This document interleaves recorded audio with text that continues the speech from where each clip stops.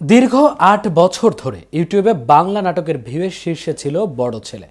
জিয়াউল ফারুক অপূর্ব ও মেহজাবিন চৌধুরী অভিনীত নাটকটি প্রচারের পর থেকেই ভাইরাল। দর্শকের অব্যাহত আগ্রহের কারণে নাটকটির ভিউ বেড়েই চলেছে। অবশেষে ৮ বছর আগের সেই নাটকের রেকর্ড ভেঙে দিল আরেক নাটক শ্বশুরবাড়িতে ঈদ। বাংলা নাটকের ভিউয়ে এটিই এখন শীর্ষে। তুমুল জনপ্রিয় বড় ছেলেকে পেছনে ফেলে শীর্ষস্থান দখল করা এই নাটকটি নিয়ে থাকছে আমাদের আজকের প্রতিবেদন, এবং আপনাদের সঙ্গে আছি আমি মাউনুর রহমান।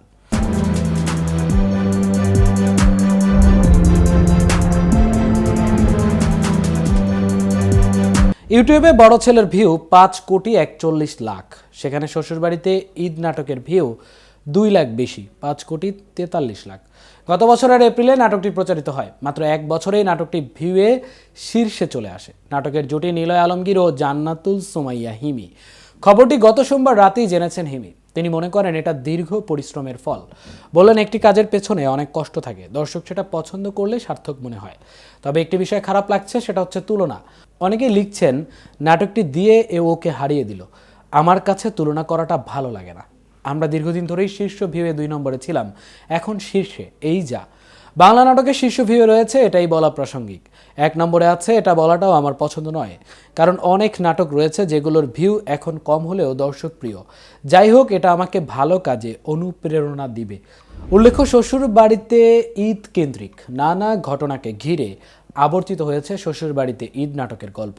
বিয়ের পর দূরে থাকলেও এবার শ্বশুর বাড়িতে ঈদ করতে এসে ভিন্ন এক পরিস্থিতির মুখে পড়ে জামাই। দেখা যায় শ্বশুর কিপটে, যে ঈদে ফিতরা, জাকাত ইত্যাদি দিতে চায় না, সেগুলো নিয়ে সোচ্চার হয় জামাই। নাটকে বার্তা দেওয়া হলেও সেটা কমেডির মাধ্যমে তুলে ধরা হয়েছে। এজন্য এটি দর্শক পছন্দ করেছেন বলে জানালেন নাটকের পরিচালক মঈন খান।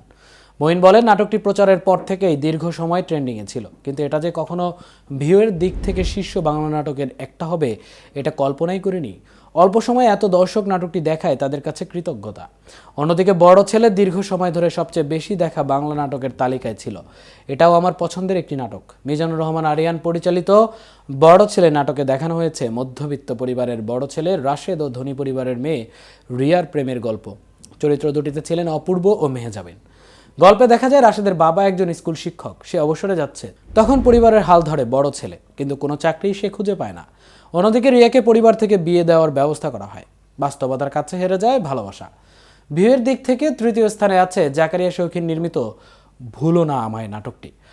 মুশফিক আর ফারহান কেয়া পায়েল অভিনীত এই নাটক এখন পর্যন্ত দেখা হয়েছে 4,98,00,000 বার। আজ এ পর্যন্তই। এতক্ষণ কেটিভির সাথে থাকার জন্য ধন্যবাদ।